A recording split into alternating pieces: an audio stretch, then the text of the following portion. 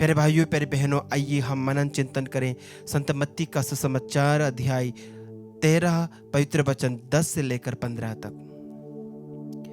यीशु के शिष्यों ने आकर उनसे कहा, आप क्यों लोगों को दृष्टांतों में शिक्षा देते हैं?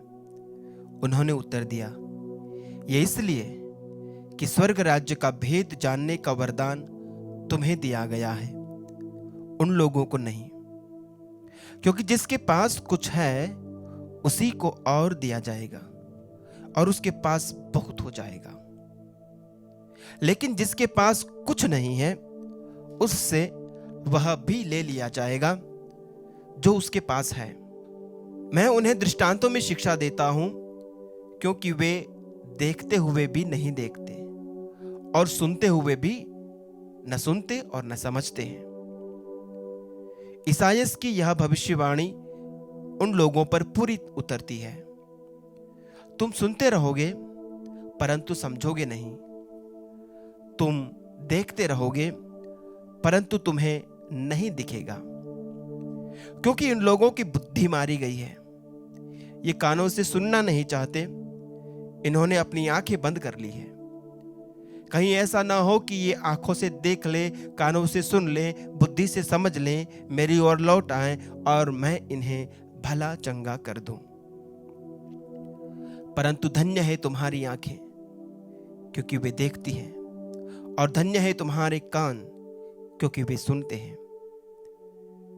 मैं तुम लोगों से यह कहता हूं, जो बातें तुम देख रहे हो उन्हें कितने ही नबी और धर्मात्मा देखना चाहते थे, परंतु उन्होंने उन्हें नहीं देखा। और तुम जो बातें सुन रहे हो वे उन्हें सुनना चाहते थे, परंतु उन्होंने नहीं सुना। प्रभु का पवित्र सुसमाचार। हे ख्रिस्त, तेरी स्तुति हो। प्यारे भाइयों प्यारे बहनों, संत मत्ती के सुसमाचार अध्याय 13, इसकी शुरुआत होती है दृष्टांतों के वर्णन से। यह पूरा अध्याय दृष्टांतों से भरा है। विभिन्न प्रकार की शिक्षा प्रभु दृष्टांतों में देते हैं। जिन्हें नहीं पता उनके लिए बता देना चाहता हूं, दृष्टांत का अर्थ होता है एक कहानी जो उदाहरण के तौर पर दी जाती है। दृष्टांत यानी किसी बड़े रहस्यमय बात को समझाने के लिए, किसी ऐसी चीज को समझाने के लिए जिसे हमने कभी देखा नहीं है,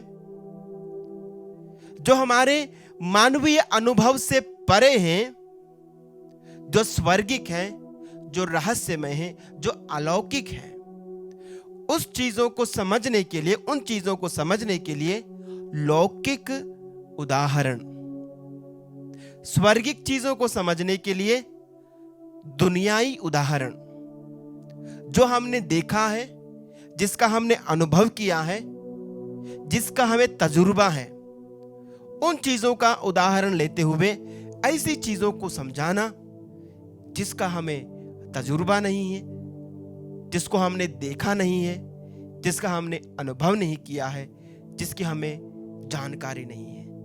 तो ऐसी चीजों को उदाहरण स्वरूप समझाने के लिए जिन कहानियों का इस्तेमाल किया जाता है उनको कहा जाता है दृष्टांत, पैराबल्स। प्यारे साथियों, प्रभु यीशु कई सारे पैराबल्स, कई सारे दृष्टांतों का इस्तेमाल करते हैं स्वर्ग राज्य के रहस्य को समझाने के लिए, स्वर्ग राज्य की बातों को समझाने के लिए, पिता ईश्वर के प्रेम को समझाने के लिए, पिता ईश्वर की करुणा को समझाने के लिए, स्वर्ग राज्य के उन मूल्यों को समझाने के लिए। तो मत्ती अध्याय 13 में सबसे पहले वे बोने वाले का दृष्टांत सुनाते हैं और उसके द्वारा स्वर्ग राज्य की प्रजा के बारे में बतलाते हैं कि किस प्रकार से स्वर्ग राज्य का विस्तार, स्वर्ग राज्य का प्रचार होता है, वचनों को बोया जाता है और कैसे सब लोगों को दिया गया है, सबों के लिए यह वचन बिखेरा गया है। लेकिन जहां जहां इसे बोया गया है, सब खेत में, हर खेत अलग अलग तरह से उसको स्वीकार करते हैं। कोई पथरीली भूमि है, कोई रास्ते के किनारे जैसी भूमि है, कोई कांटों वाली भूमि है और कोई अच्छी भूमि है। और अच्छी भूमि में भी जब फसल उगती है तो कोई 30 गुना, कोई 60 गुना, कोई 100 गुना फल लाती है। हर कोई बराबर फल नहीं लाते हैं। ईश्वर का राज्य किसान और खेती गृहस्थी की बातों से प्रभु यीशु ने उदाहरण उठाया और समझाया उस रहस्य को कि किस प्रकार से ईश्वर का राज्य और उनका वचन काम करता है। प्यारे साथियों, जब प्रभु ने दृष्टांत सुनाया तो शिष्य उनके पास आकर उनसे पूछते हैं कि प्रभु, आप दृष्टांतों में उपदेश क्यों देते हैं? और प्रभु उनसे कहते हैं कि वे इसलिए उनसे दृष्टांतों में उपदेश देते हैं क्योंकि वे सुनते हुए भी नहीं सुनते, वे देखते हुए भी नहीं देखते। यानी एक तरीके से प्रभु ये कह रहे हैं कि मैं उनको समझाने के लिए पूरा प्रयास करूं। दृष्टांतों का वास्तव में उद्देश्य क्या है? कठिन चीज को सरलता से समझाना। तो मैं उनको इतनी सरलता से समझा रहा हूं, उनको समझाने के लिए मैं वास्तव में दृष्टांतों का इस्तेमाल कर रहा हूं, लेकिन वो फिर भी समझने का प्रयास नहीं करते। मैं उनके लेवल तक आता हूं, मैं उनके रोजमर्रा की जिंदगियों से उदाहरण उठा करके समझाने का प्रयास करता हूं कि ये है स्वर्ग का राज्य, कि ये है प्रभु का प्रेम, कि ऐसी है प्रभु की करुणा, कि ऐसे प्रवेश कर पाओगे उस स्वर्ग राज्य में। मैं उन्हें उनकी ही जिंदगी से उदाहरण को उठा करके उनको समझाने का प्रयास कर रहा हूं। लेकिन ये लोग हैं कि सुनना नहीं चाहते। ये सुनते हुए भी अपने कानों को बंद करते हैं, वे देखते हुए भी अपनी आंखों को बंद करते हैं। प्रभु कहते हैं इनकी बुद्धि मारी गई है, इनकी बुद्धि मारी गई है। मेरे साथियों, कुछ दिनों पहले हमने सुसमाचार सुना था, संत मत्ती अध्याय 11 को वचन 20 और उससे आगे। प्रभु धिक्कारते हैं उन नगरों को जिन्होंने प्रभु के वचनों को सुना, जिन्होंने चमत्कार देखा, जिन्होंने पश्चाताप का वचन सुना, प्रवचन सुना, फिर भी पश्चाताप नहीं किया, मन का परिवर्तन नहीं किया, जिन्होंने अपनी जिंदगी को नहीं बदला। प्रभु उन्हें धिक्कारते हैं, प्रभु उन्हें धिक्कारते हैं। मेरे साथियों, ऐसे लोगों के बारे में क्या ही कहा जाए, क्या ही बोला जाए,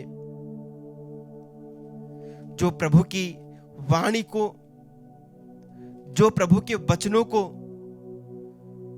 जब उनके पास प्रभु का वचन आता है, प्रभु की वाणी आती है, वे अपनी आंखें मूंदते हैं, अपने कानों को बंद करते हैं, वे सुनना नहीं चाहते, वे समझना नहीं चाहते, वे जिंदगी बदलना नहीं चाहते।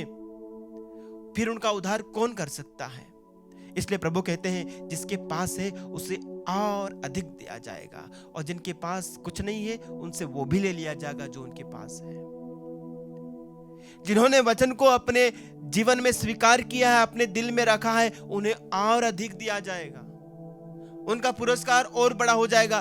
और जिन्होंने अपने दिल में वचन को नहीं आने दिया है, जिन्होंने प्रभु की वाणी को अपने हृदय में नहीं आने दिया है, जो रेसिस्ट कर रहे हैं, जो प्रभु को अपने जीवन में आने के लिए रोक रहे हैं, अवरोध उत्पन्न कर रहे हैं, उनके पास जो है वो भी ले लिया जाएगा। वे आत्मिक रूप से कंगाल रहेंगे, वे आध्यात्मिक रूप से गरीब रहेंगे। मेरे साथियों, ऐसे लोगों का स्वर्ग राज्य में प्रवेश करना नामुमकिन होगा।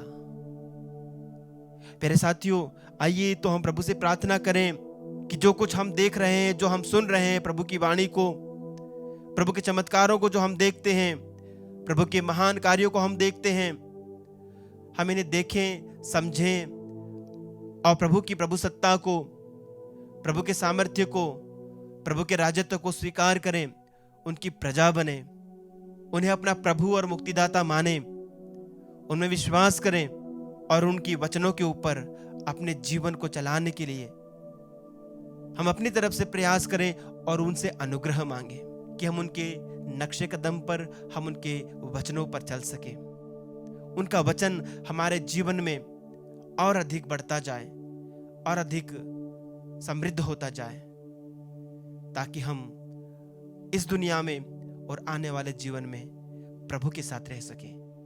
आमीन।